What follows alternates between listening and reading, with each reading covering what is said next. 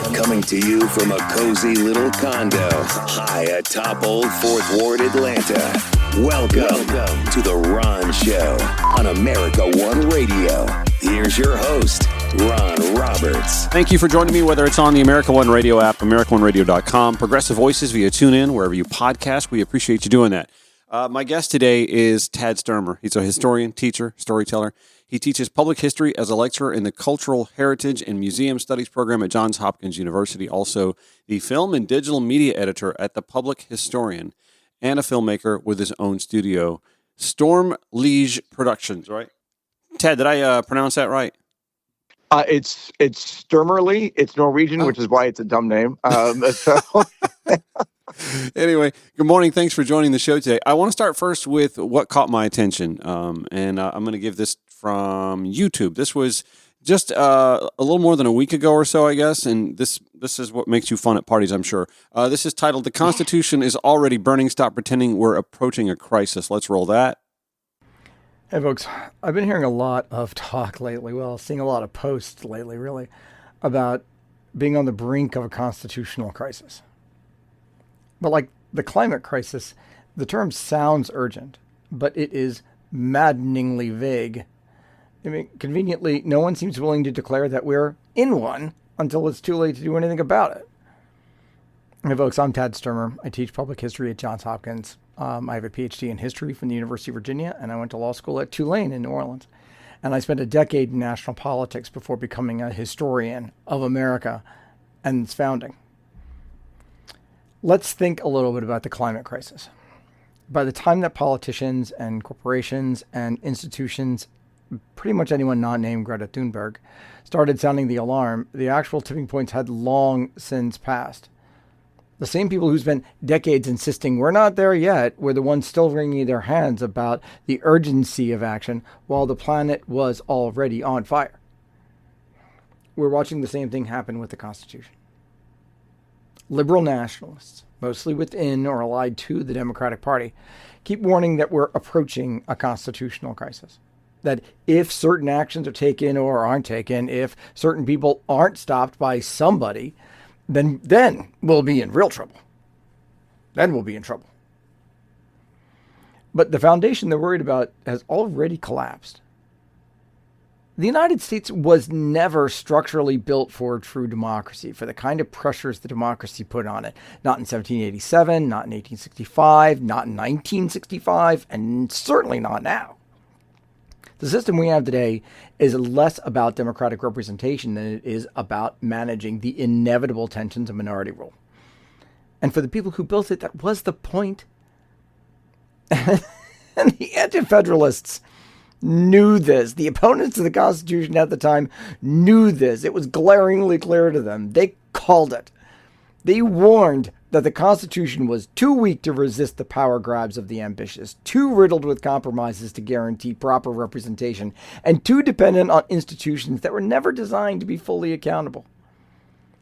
Edmund Randolph warned that the presidency would consolidate too much power and would be easily taken over by a demagogue. He called it a fetus of monarchy, and that fetus would grow.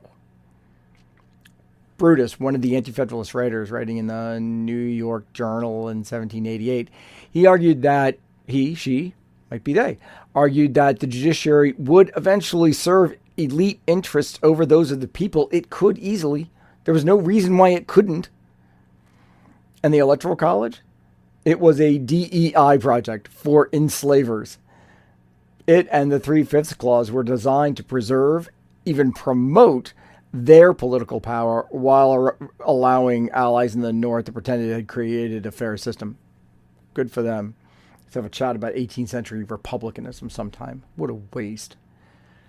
And yet, we keep pretending that the Constitution's structural weaknesses are shocking new developments instead of baked-in features of the system that have been pointed out for 250 years. It was sitting there in 1788. In any case, the crisis isn't looming. It's here, and it's been here for a while. The Supreme Court has spent the last decade rewriting the Constitution to fit a modern iteration of white aristocracy. Shelby County versus Holder gutted the Voting Rights Act. Dobbs versus Jackson gutted reproductive rights, and D.C. versus Heller overturned 2 centuries of precedent by deciding, conveniently and out of the blue, for gun lobbyists, that the Second Amendment's first clause, it actually didn't really mean anything. And you think those guys aren't ready to deal with birthright citizenship? Where have you been? Meanwhile, Trump and his cronies are and aren't defying federal courts. They're forum hopping. They're ignoring rulings they don't like while waiting for a judge they appointed, and they appointed lots of them, to give them a favorable ruling. And if it reaches the Supreme Court, they've got them too. The same ones who gutted democracy, then made the decision in Trump versus the United States that made a joke out of checks and balances, ruling that Trump is entitled to absolute immunity from criminal prosecution for actions within his core constitutional powers, and presumptive immunity for all official acts. And his pals are using that exact language to talk about the limits on judicial authority. Where have you been? It was in all of the papers. We knew this was coming. And they have been tearing down all of these rights that were built up in the 20th century for 10 years now. So what exactly are we waiting for when it comes to saying, constitutional crisis? Because if the current political situation isn't enough of a signal, God, what is? That the system the founders built, the same one the anti-federalists warned would be exploited, not could be, would be, is playing out exactly as they feared? And it turns out that January 6th meant nothing. Because we've seen his constitutional crisis in American history, the real thing before, and they ended up meaning something. The Civil War ended with major constitutional change that mostly ended the Republic of the Founders and at least put the United States on a road to democracy. Even Watergate ended in campaign finance and presidential accountability reform. January 6th, no new law, no structural reform, and now with the pardons, no meaningful consequences for either the participants or the architects of insurrection. And it led to justification for its instigator. And now the same people who stood behind these actions the first time are openly acting on the plans they shared with everybody, with the full knowledge of how, maybe, to make that power permanent. Friends, the Constitution is already burning. And if you're waiting for someone in power to tell you we're in crisis, then it's already passed you by. So what do? Well, forget about opposition and lean into resistance. That is not just rhetoric. If history tells us anything about resisting authoritarianism, it's that weak opposition, hand-wringing, procedural delays, and empty declarations of principle, it never stops an encroaching regime. What does? Organized, community-driven, and relentless resistance. And World War II offers some of the clearest lessons on what works, what fails, and what's at stake when people underestimate the threat. One of the most catastrophic failures of World War II resistance was the belief that established institutions, courts, political parties, even foreign governments, would step in before things got too bad.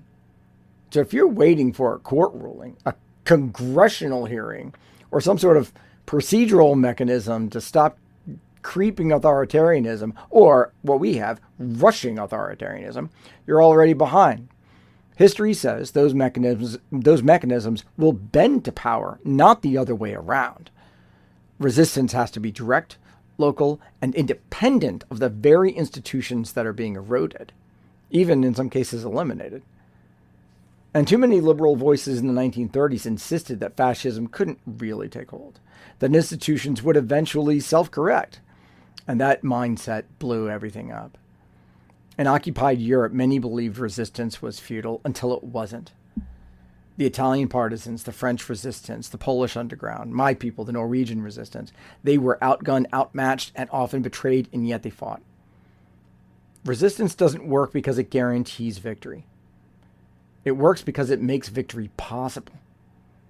Every moment of pushback matters. Seize it, even if it seems small. Meet Keys, who knew a thing or two about the kind of power of that resistance, that which comes from committing to it every day, every morning, in every small action. She said that even an ordinary secretary or a housewife or a teenager can in their own way turn on a small light in a dark room.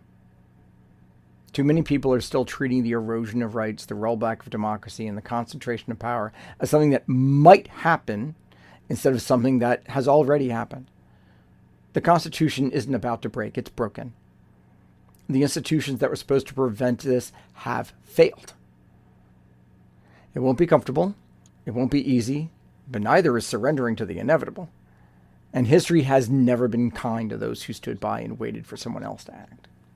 All right. So I found that. I think someone had shared it on Instagram, actually.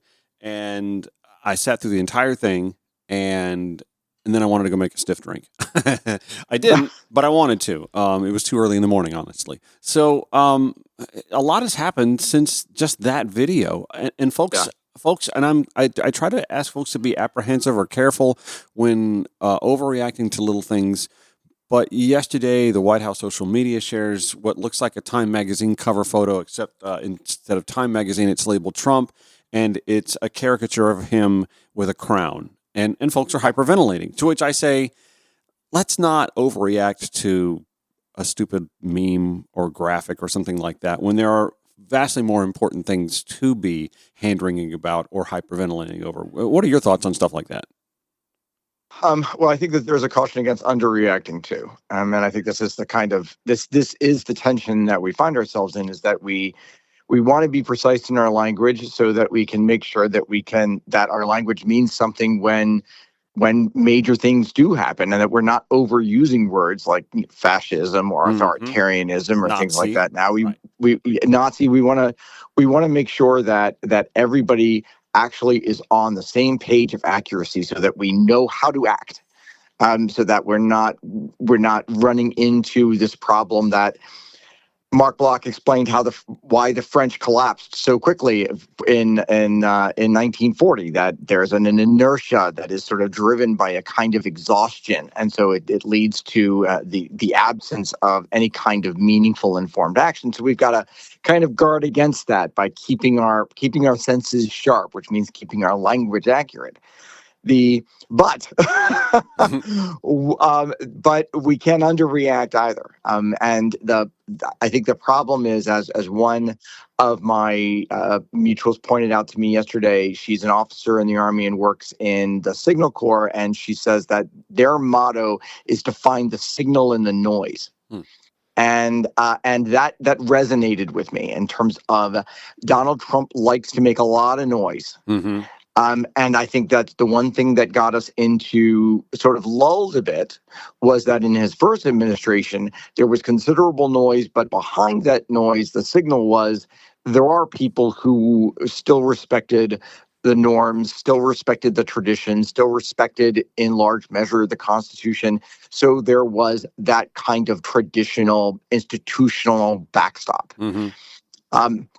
The problem that we face now is this, and what sparked that post and what has sparked a number of posts since, and my current thinking about this and the discussions that we're having is that the noise now reflects the signal. And the signal reflects the noise, that his statements that seem to be authoritarian are actually being matched by actual authoritarian actions by the people who work for him. Mm-hmm. And authoritarian, just in the basic sense, we don't sort of be complicated about this. This is about unaccountable exercise of federal authority, of executive authority. And that's where I think the problem is, of underreacting,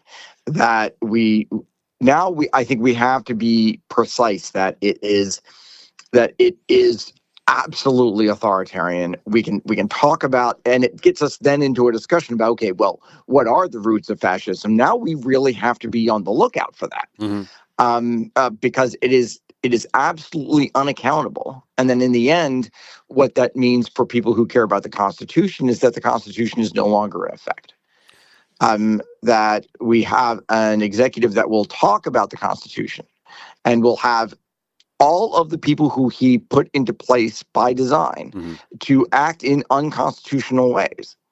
That there's no balance to to that no balance or check anymore. Because it requires that reliance on the norms and traditions if they don't believe in the Constitution, which is only as strong as the people who believe in it. That's it. It is a moral framework. And if you are not part of that morality, if you are not part of that kind of commitment to Republican virtue that created it, then if you've already kind of seen it just as a tool to power, then you are in line with what, and this is the historian, and which again makes me terrible at parties. This is President's Day this year was really the let's celebrate how right the anti-federalists were, or more in how right the anti-federalists were. That they explained, the opponents of the Constitution at the time were very explicit about the weaknesses of the Constitution. Were very concerned about the lack of actual breaks on executive authority. Were very concerned about how the judiciary could be used, twisted only to serve sort of elite aristocratic ends. They screamed that from the rooftops in pamphlets and in each of the ratifying conventions. And yet, for practical reasons, they added the Bill of Rights, thinking that would help, and moved forward anyway because they thought that union was more important than the weaknesses that were involved. That it was the best that they could do, and the anti-federalists kind of got quiet after that. But what has happened is that in the end, it is the main weakness that they talked about was because there were no breaks on executive authority within the Constitution, because essentially you had to rely on the goodwill of the people in the government, in each of the branches, to abide by these guidelines rather than rules. Then if you have an authoritarian get into a position, or a demagogue as they refer to it, get into that position to go ahead and just run roughshod over it. If you have a demagogue who can communicate with enough people to get into power, then there is nothing that stops them. There is nothing in the document that stops them. And that's exactly what we're seeing play out. There is no mechanism for Congress to actually act to do this, especially when the Republicans have the majority. And that's so there's no check, no balance, no balance of powers. Right. There is just this power, and if they go ahead and do it as they are, there's no way to roll it back. Which is why that was sort of the sales pitch being made by Democrats during the 2024 election cycle, that a Trump 2.0 has no guardrails now. The Republican Party showed their hand. They showed their inability, their lack of spine, their lack of stones to stand up to him when they had several opportunities to. I was screaming at the television watching the 60 Minutes piece with Mitch McConnell a few weeks ago, and his revisionist legacy making, where he kind of leaves himself out of being one of, if not the most complicit Republican that could have, on several occasions, eradicated any option of a Trump 2.0, but he obviously, withered in that. Listen, I do have to take a quick break because this first segment was completely long, but we're going to pick up with this conversation. I want to talk a little bit more about the flaws in the Constitution and why folks are afraid to say there are so many, and why I think it's refreshing that you aren't saying that. We're with Tad Stoermer, historian, teacher, storyteller, and filmmaker with his own studio. Say that for me again so I know how to say it. Stoermerly Films. Stoermerly Films, and we'll pick up on this conversation, a pretty heady discussion on The Ron Show. America One Radio, progressive voices via TuneIn or wherever you podcast. By the way, you can follow The Ron Show on your preferred social media platforms. That would be at Ron Show ATL. We're on Blue Sky. We made the migration. Still on Twitter X. I'm still fighting the good fight with those that are left over there.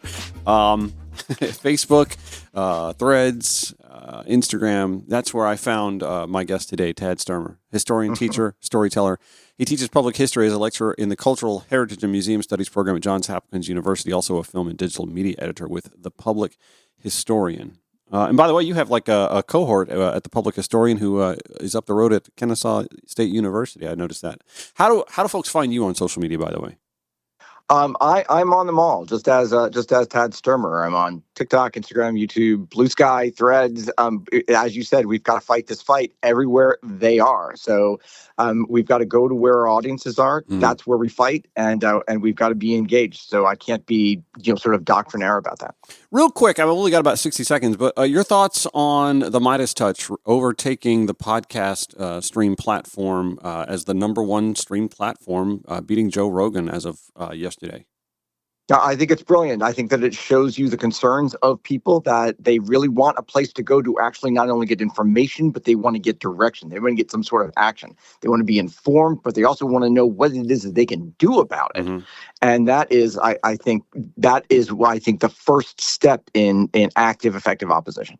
And pretty impressive to me that they are not tied with MSN or PodSaver. I mean, they're not part of that group. They are literally just, a few brothers from Long Island who decided they had enough of this Trumpism and started patching this network together.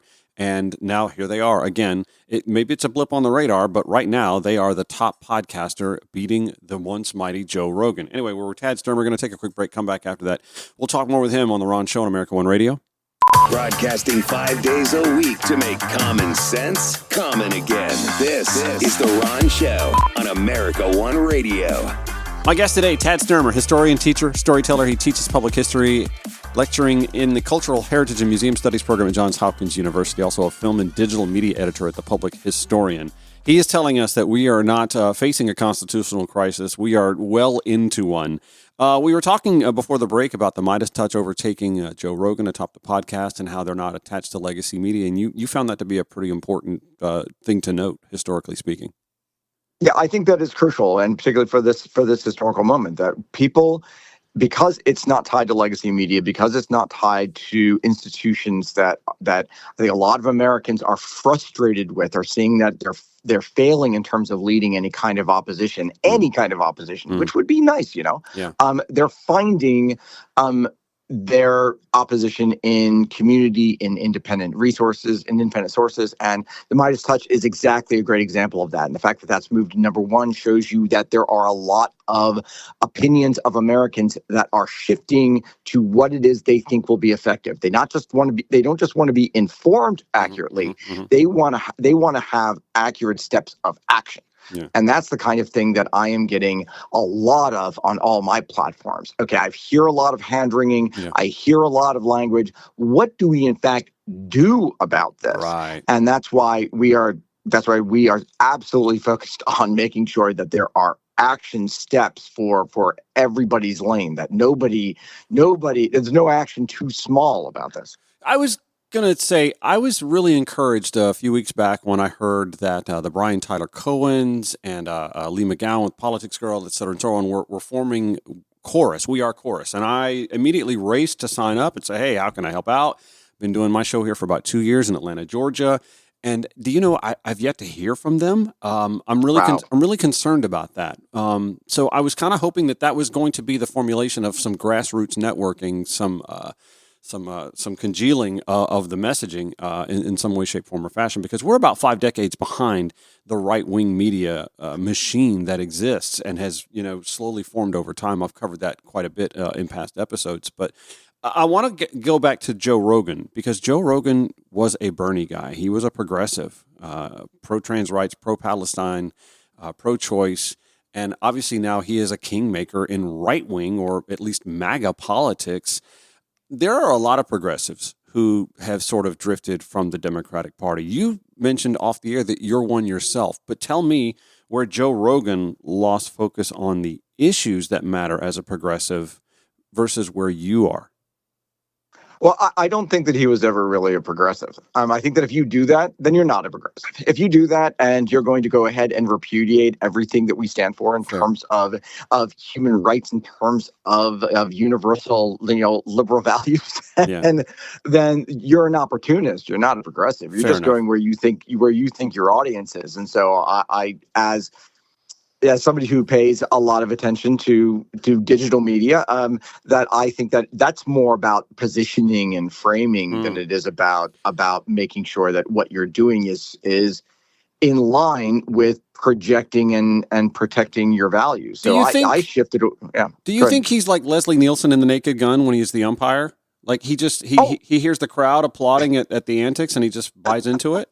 I think that's exactly it. Because at a certain point, even if you enter into something, and I saw this when I first my career before I went and became a historian was in politics, working on Capitol Hill and in national campaigns, is that you see this capture of ego when you get into a position where people are looking at you and giving you money and sort of asking you for things. You start trimming your principles very quickly. So I found it with the folks who I was working with in Congress, that they would get into Congress, they would get elected, they would have a lot of promises, a lot of principles, and actually be full on board with progressive movements, and then get there, and the first thing they want is their next term. Mm. And then they just want it's. But You know, isn't that the nature of the Constitution itself? Like when you run for a House seat, you win a House seat. The clock is ticking right away. You've got to start fundraising for the next race.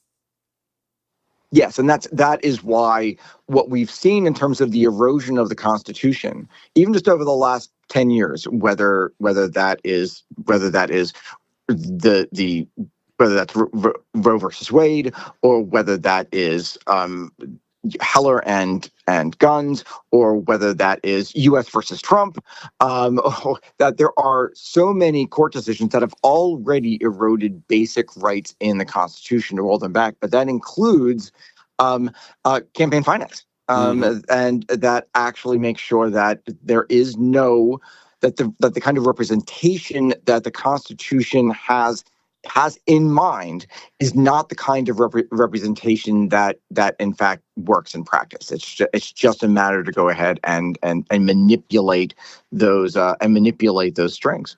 I think a lot of Democrats have sort of painted around the corners a little bit, myself included, in all honesty. I point out a lot of things that I think are flaws in our system, but we don't just come right out and say it. Listen, the Constitution ain't perfect, and our forefathers said that, and they gave us the tools at that time that they thought were going to be good enough for us to remedy it. And obviously, we've grown so much exponentially statewide, the number of states and the size of states, the size of the land versus the size of the people, et cetera, and so on. There are clear flaws in the Constitution. The capped House, if we uncap the House, we'd probably have better results with the Electoral College, and that's a simple fix that Congress could deal with. But I look at this now, and I keep thinking back to what I thought when Joe Biden was elected president. I figured at that point in time, at that point in his life, he should have said right then and there, I'm a one-term guy, and I'm going to go balls to the walls, doing exactly what Trump is doing. Executive orders, go with the populist stuff, and dare Republicans to run against it. And he didn't do that because, I don't know, ego, or I don't really know the forces that kept Biden forging ahead thinking he was going to run for a second term. But I feel as if Democrats missed the opportunity to do exactly what Trump is doing, but would have been a lot more noble and had public backing behind them had they done it. I think that's because people denied that we were already in a constitutional crisis. Okay, fair enough. In the past in American history, we have had constitutional crises. We've had the Civil War. We had Watergate, and those constitutional crises mattered. In the end, there were major substantive changes to the Constitution and to federal law as a result. Obviously, there are the Civil War amendments, the 13th, 14th, 15th Amendments that completely undid the Republic of the Founders. But even after Watergate, there was major campaign finance reform. There was major presidential power reform. And nobody saw, for some reason, Joe Biden and the folks close to him did not see January 6th as representing that part of a constitutional crisis that required the same kind of action. January 6th, there were no changes, no repercussions. It's exactly your point that what should have happened was major change. And again, you pick out the absolute easiest, most important fix, which is uncapping the House of Representatives. It is an artificial cap. It's been there only for 100 years. It was put into place only for practical reasons, and it's not part of the Constitution. Nope. This is just a law that just needs to be passed by Congress. There was an opportunity, a brief opportunity, to do any of those things. But they can't happen. And because now they can't happen, and that's why the Constitution is just no longer in effect. People say, okay, well, we need these constitutional changes, but the requirements for a constitutional amendment through the constitutional mechanism, well, it's either getting it through both houses and signed by the president. That's not happening, and it's a group of the states getting together to do that, and I don't see that happening either. No. So why are there not movements? I mean, we again, both of us progressives, Bernie types, our revolution is a shell of its former self, and I blame Nina Turner for that. Move on, indivisible. They're there, but they're getting Democrats mad at them because they're flooding phone lines. Heaven forbid. Where is that movement that's ready to put together a platform that says, listen, it's not that we don't love the concept of having a constitution. It's that ours doesn't fit a modern United States in the year 2025 going forward, and put together a platform that shows the American people, like a Project 2030, for example, that shows the American people, all right, we have a lot of flaws. This is how we got where we are. These are the things we need to do to put this country back on course, and maybe start talking about a constitutional convention every 25 or 50 years to address deep flaws as we see them come forward. And that is what the framers would have had in mind, never intending the Constitution to actually last or any fundamental changes not being made to it. That's ridiculous. But I think that to your point, it's because there's not enough unity on the left. I mean, there are progressives, and then there are the Democrats, and we don't necessarily overlap. Mm-hmm. And in order to drive that, we have to keep in mind all of those communications tools that the far right has been deploying since the early days of Rush Limbaugh, taking over talk radio, pushing that every single day, which makes all of our grandparents end up watching Fox and listening to it. Mm-hmm. And then with the turn to the digital age, continuing to push that, to expand that. So it's not just Joe Rogan. There are all kinds of far-right podcasts, and we know what they've done to social media. That your point about we are 50 years behind is the right one, is that we have to catch up on making sure that our digital activism is actually hitting on all cylinders, hitting on every platform, but also has a common messaging goal. And these folks came up with this common messaging goal, which came up with a common enemy, this common set of boogeymen that fit into their fever dreams, but without any consideration for the truth. That was the first casualty. I mean, they've been lying about this stuff for a long time, and then you repeat that enough, people start believing it. And the pushback was always a bit too polite, a bit too institutional friendly, a bit too measured, as you said, sort of painting around the corners, rather than throwing fastballs down the middle, and daring them to hit it. And that's what it is that those of us who are sort of outside these institutions, even though I teach at Hopkins, I sort of consider myself more of an outsider, who are outside the institutions, are sort of working to build more community-based, especially in terms of the digital ecosystem, more community-based approaches that are, here is how we use these digital tools, how we understand these platforms, and how we go after them with this message. And I think that's the kind of thing we need to do. We're with Tad Stoermer. He teaches public history as a lecturer at the Cultural Heritage and Museum Studies program at Johns Hopkins University. You heard him mention that. He's also film and digital media editor at The Public Historian. So we've seen all these institutions fall by the wayside. There's this perception that legacy media has a liberal bias. I always push back and say, listen, I'm not sorry that facts and data and math and science and logic have liberal biases. It is what it is. You can't sit here and give me alternate facts or, combat news when it's not convenient to you as fake just because, again, logic, math, data, science aren't convenient for you. Mm-hmm. But we're also seeing our public education now being targeted and eviscerated. We came up with senators, some who are still in office, who were taught with history textbooks written by the Daughters of the Confederacy, for crying out loud. They're still in office. Lindsey Graham, Marsha Blackburn, et cetera, and so on. So again, we're seeing public education fall by the wayside. Legacy media has shown its lack of spine. The Washington Post has essentially fallen. Higher education is withering as well. There seems to be just a lot of crumbling at this great force, and yet Donald Trump only has a 45% approval rating. His honeymoon period is long over. It likely won't get any higher than that. He didn't win a majority of American votes. He never does. He never won a majority of Republican votes in his first primary run. So how is this one man so powerful with all of that stacked against him? He's absolutely brazen. He doesn't care. Power will do that to you. Yeah. And he understands, and his people understand. And we have to keep in mind what I think one of the things that that holds us back a little bit is that, and this is again about finding, the signal in the noise, is that we focus on, what Trump is doing and not seeing the fact that they have worked for 4 years to put into place at almost every important level, people who are reflecting his exact. So we don't have one Trump. We have 1,000 that are now in the government. Yeah. And they are doing things every single day. And then we have, if you will, the X factor that I don't think anybody saw coming a year ago, which is Elon Musk.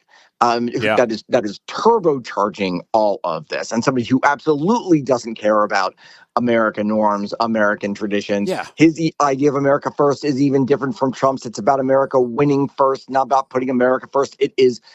This is the X factor that I think that none of us really saw coming until it was too quick and too late. But I think that this idea is that we don't have one Trump. We've got 1,000 of them. And they are all acting in concert. That's what's making him powerful, and having their plans already in place. It's not like they are rolling out everything they're doing over the first year or 2 years. Nope, they're rolling it out every single day, and with they have a confidence of their lack of conscience in doing all of this stuff, because the one thing that they are looking at that they want to avoid is losing at the midterms, and they want to try to. But I mean, let's talk about that. There is a Florida seat that's up for grabs that literally could change the balance of power in the House of Representatives. Not in a year and a half or 2 years, but like in a matter of weeks. So I mean that could happen. And I said to folks after the election in November, listen, I know you think it's going to be a long 4 years. Maybe it only has to be a long 2 years, and we have to start thinking about the midterm. There are folks who are not confident that the elections will be fair. But, I mean, I live in the state where Brad Raffensperger took the 11,780 phone call conversation, and he stood up to Trump. So am I wrong to have some confidence in the upcoming midterms? You're not wrong to have confidence in the midterms. You're not wrong to have confidence in the Florida vote. I think that people shouldn't put confidence that Congress is still going to stand up. Yeah. That because no matter what, that balance in the House is going to be razor thin. That doesn't mean that anything can get accomplished in the House. Because the Democrats, even under Hakeem Jeffries, they have not shown a willingness to act. He put together a rapid response team a month after the inauguration. That's neither rapid nor is it a response. Yeah, a little late.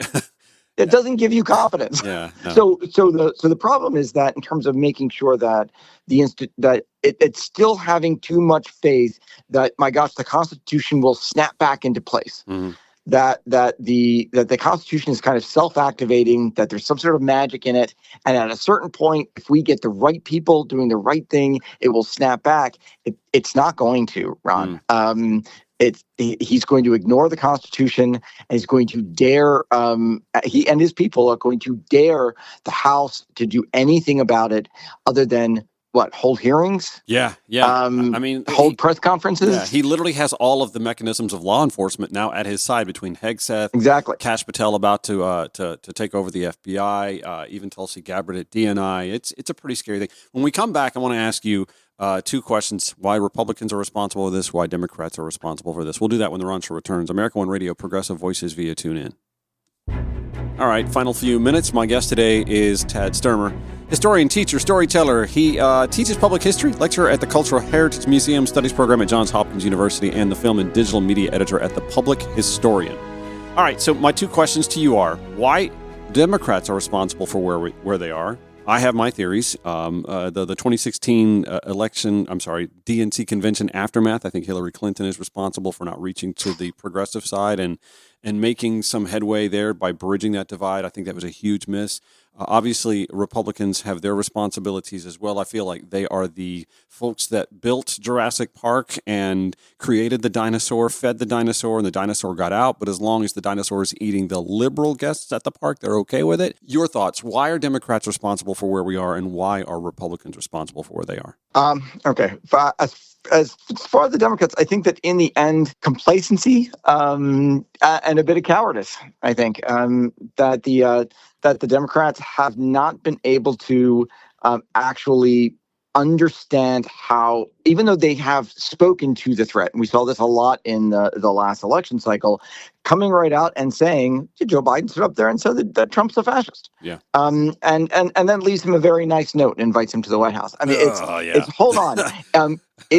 The problem was not having the courage of those kind of convictions, of believing that language enough to actually follow through on the actions that language required. If he's a threat to democracy, then you don't play defense. Yeah. Then you go on the front line in this war for public consciousness. So nothing was replaced. They didn't replace what story that the Republicans tell, which is this awful dystopic story with an actual narrative that pushes for something bold. They just ceded all cultural ground, assuming that the institutions will hold because they should. So they go out there and call this guy a fascist. They call him an authoritarian.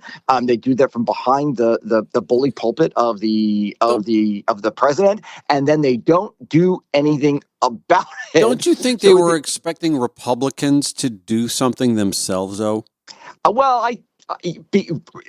Yes, and I think because I have been reading too many times Mark Bloch's Strange Defeat. Mark Bloch was a historian who became a resistance fighter in France during World War II. In his 50s. He served in World War I and served in World War II. Then France fell, and he became a resistance fighter. But he wrote Strange Defeat, which is his explanation of why France fell so quickly. And then he was, in 1944, he was captured by the Gestapo and murdered. So we have this testament from him as to what happened. And this idea that not understanding how the other side was in fact that what the Democrats are doing is they're fighting as if this is still the politics of 10, 15, 20 years ago. Mm-hmm. In which you have a people of, in the end, even when I worked in politics, they were like, well, in the end, we can differ in opinion. We can talk about Medicare, Social Security, big government, small government, tax policy. But in the end, we know that you're a good faith person, I'm a good faith person, and there's some way to find to reach across the aisle in between. That's gone. It's this errant organization of American politics. Yeah. Mm-hmm. And that is gone. Yeah. Republicans know that's gone. Republicans don't care because the Tea Party completely took them over. So they become this ideological, dogma-driven force, whereas the Democrats are still living in this Aaron Sorkin West Wing world. You're right. And that's the problem, is that it's a lack of an understanding of political reality. And if Democrats and progressives are going to retake the offensive, it has to be based upon an understanding of what has worked historically, even in terms of our recent history, and what has worked practically. It doesn't mean adopting their measures. Doesn't mean we start lying about the past. Doesn't mean that it means we lean into the truth. But we've got to be sharper in our messaging and sharper in calling a spade and giving our people, giving our communities those tools that they know what's going on, that their intelligence is early and accurate, and that they know what to do about it, that they're flooding these feeds on social media, that they are acting clearly, that they are acting effectively. They are not letting all of the pseudo-history, all of the pseudoscience, all of this stuff just stand and fester and metastasize in these podcasts and in feeds, even in just search engines, that there's something everybody can do as long as they've got the tools to do it. We're with Tad Stoermer, historian, teacher, storyteller. He teaches public history as a lecturer in the Cultural Heritage and Museum Studies program at Johns Hopkins University. Also the film and digital media editor at The Public Historian. I want to ask you a little bit about the Sorkinization quip that you make, because I feel as if the Democratic Party of today is better suited to combat the George W. Bush administration of 25 years ago.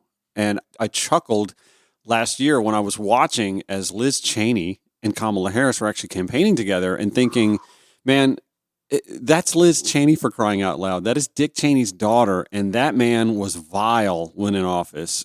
But by comparison, in today's terms, he's a puppy. He's a cute little fuzzy puppy compared to what we're dealing with now. I feel as if the Democratic Party today has finally come around to realizing they need to combat the George W. Bush administration, or that version of the Republican Party, and they're just a quarter of a century behind times. That's exactly it. Yesterday, Mike Pence made a post about Trump's policy in the Ukraine, and Democrats are saying, "Wow, look, Mike Pence is coming around to our side." Are you kidding me? And that shows you where, particularly for the Democratic Party, where that political shift is, that they are so interested in gaining that center that now they are saying, "Oh my gosh, we're in Trump's authoritarian overreach, where's Kamala Harris? Where's Liz Cheney? What do you mean, where is Liz Cheney?" They're hiding in a bunker somewhere because they're in danger, but they are just as much complicit as any other Democrat in the last 25 years, or 40 years, 50 years. We could go back to the Reagan era in trying to reach that Reagan Democrat that does not exist. That is a fallacy. It is a myth. There is no such thing as a Reagan Democrat. They are Republicans now, and what Democrats have not done is, in trying to reach for the center, they've not looked to those of us on the far left. I say far left. Those of us who are on the left who are like, "Hey, we really like you. We really would like to go out with you. We're not the girl that you've got your eye on necessarily, but we're going to be there with you if you'll just show us a modicum of attention. And by the way, we're the majority when we're together." Yes. And that's absolutely it. I mean, in terms of understanding the political pulse of the American electorate and how demographic change has influenced that folks on the left are, and folks who are sympathetic to the left, are absolutely the majority in this country in terms of the electorate, which is why AOC really is the leader of the resistance at this point. She is the only one. She and Jasmine Crockett, really. I mean, the only ones. There you go. That is where I think progressives and the left are. But the Democratic Party is continuing to shift to the right. They're afraid of the left for some reason. Meanwhile, it is the left that is used to organizing, that is used to using strong language, that is used to working on shoestring budgets, but used to understanding what the stakes are, and making sure that. And so that I think is the problem. It's again looking too much. I mean, I see this all the time now, is that people keep asking, why aren't the Democrats forming an opposition? Why aren't they forming a shadow cabinet? Why aren't they doing X? Why aren't they doing Y? Yeah.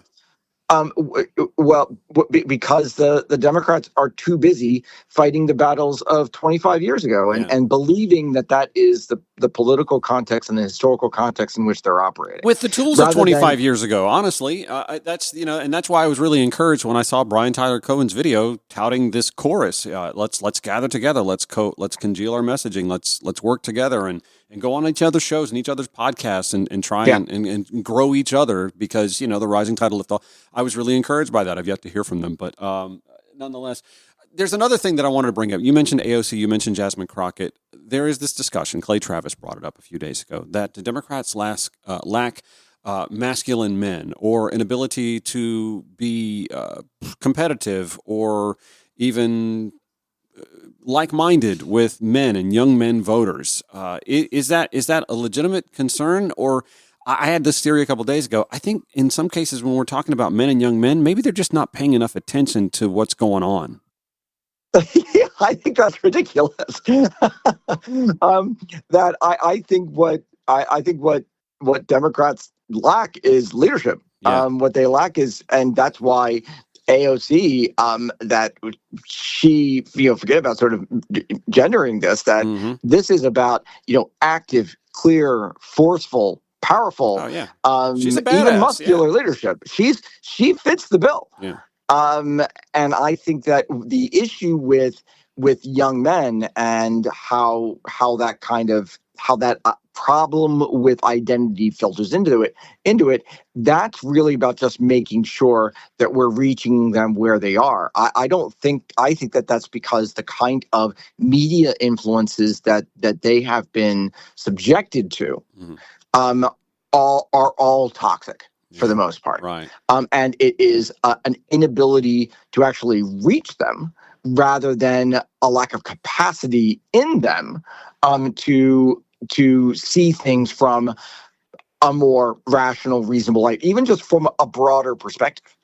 And I think that that's again a failure. It's as much a tactical failure of the left and aside from that of the Democrats than it is of saying, okay, well, we need to actually somehow represent them in this kind of caricaturized way in the leadership. That doesn't make any sense to me. I think that's a flawed vision of a political communication, and kind of thinking that if they are just represented, then young men will follow. I think young men today, I mean, even in terms of the folks who I talk to all the time, what they want is not to be talked down to. Yeah. What they want is to be engaged in their terms, on their level where they are. And I don't think that is asking too much. But also, we have to tell guys, hey, listen, you can't be swayed by the president going to the Super Bowl or taking a lap at the Daytona 500. You can't be swayed by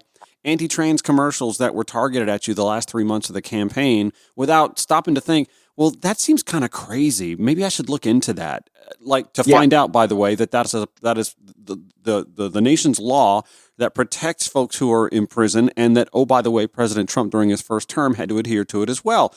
So again, this is where I go, maybe men should, flex their gray matter muscle as much as they like to flex their other muscles when preening and peacocking.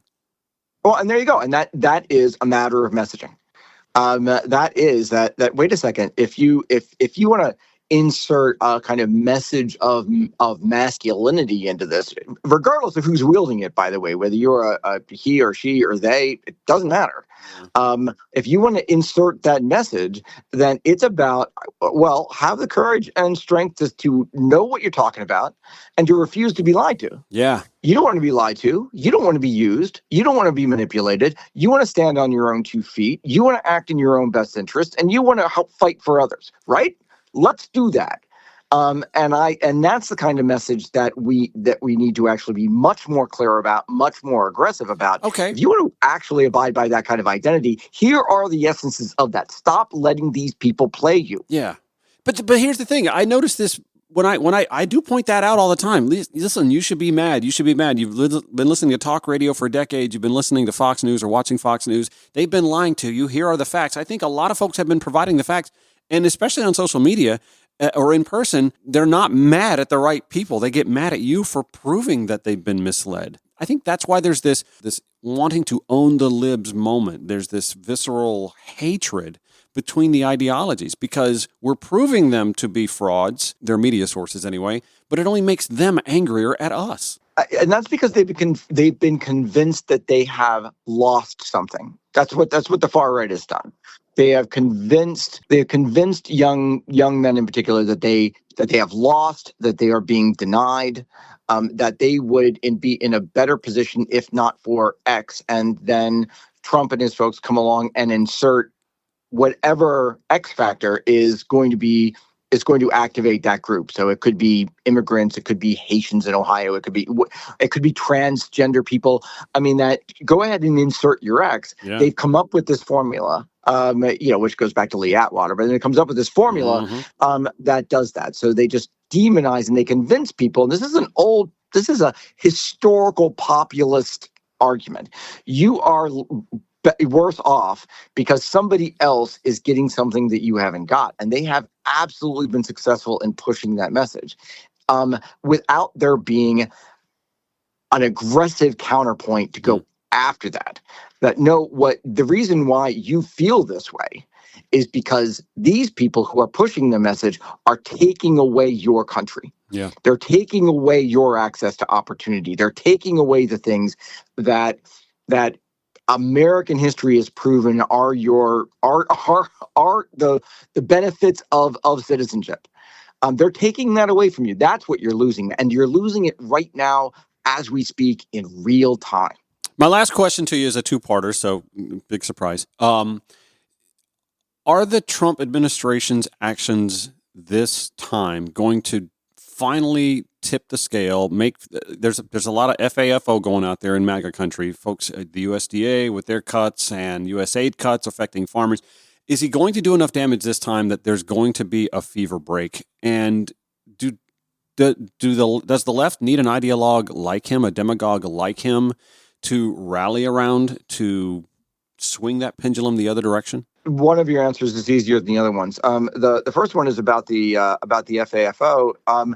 I think that he doesn't care. The idea that yes, that it might reach a fever pitch to a point, but I think what we have seen is that his staunch supporters, they are willing to believe almost anything for the reason for that. So even if they are losing their farm support, for example, and there have been a couple of videos going viral about farmers saying, I'm about to lose my home, I'm about to lose my farm. Yeah.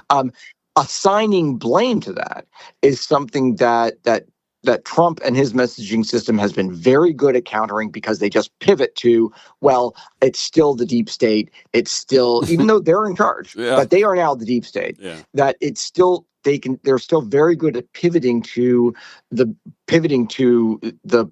another person to blame. And his base is so willing to uncritically accept that I'm not quite so sure that it reaches a fever pitch that these are people who believed that JFK Jr. was still alive. So there is a level of gullibility that will be tough to oppose, except with flooding the feeds that they get to, giving them a kind of counterpoint. The other part is about the left does need clear leadership, and I think we have it. I think AOC is. I think that's the leader we've been waiting for. So she's there. However, the what history has shown us is that there is not organized opposition until that leader just becomes fully recognized, and then it just becomes Trump versus Ocasio-Cortez. I mean, it becomes recognized as that. So that is historically been the problem, is that lack of an identifiable leader who represents these values that unify an opposition. They say, okay, we share these things. And, again, it's de Gaulle during World War II for the French. They might have actually not liked him all that much, but what they shared was more important at that time than where they differed, so they could kind of get behind de Gaulle. And so that's the problem that the Democrats face, and that the left faces. And I think that folks on the far left, we're there with AOC. But there are too many people who are in the Democratic Party who aren't, and they're still looking for It's your point before, is that they're asking, where is Liz Cheney? If you're a Democrat and you're asking, where is Liz Cheney, you're not a Democrat. I don't know what you are. Yeah, it's weird. I don't know what values it is that you a value other than, oh my gosh, what we need is somebody who is a constitutionalist. Okay, great. Do you realize that that's not actually going to result in what you think it's going to result in? You lose people that way. Yeah. So it is that people, that I don't think that there is going to be that point in which and then that in which Trump loses enough supporters in which they provide another opportunity for sort of an attack from the right, especially because of all of the changes. And this is what we cannot lose sight of. All of the material, substantive changes that are being made in the way government operates right now, today. There will be more stuff in the headlines. There will be more stuff that you can doom scroll. Right now, it will never be the same. It's never going to be the same. And unfortunately, even with the midterms coming up, the Senate map is pretty dour for Democrats. And that's just arcane line drawing versus equal apportionment of representation in the Senate. So that is a flaw in the Constitution in and of itself. So there's not going to be that blue wave that's going to be such a galling loss for Republicans that it makes folks wake up then that are in positions of power. But I could go on and talk about that for a lot longer. We've spent a good bit of time today already. Tad Stoermer, historian, teacher, storyteller, lecturer at the Cultural Heritage and Museum Studies program at Johns Hopkins University, also film and digital media editor at The Public Historian. Thank you so much for the conversation this morning. I appreciate you joining the Ron Show. Thank you, Ron. It's been a pleasure. It's a terrible topic, but it's an important conversation, and I appreciate what you're doing.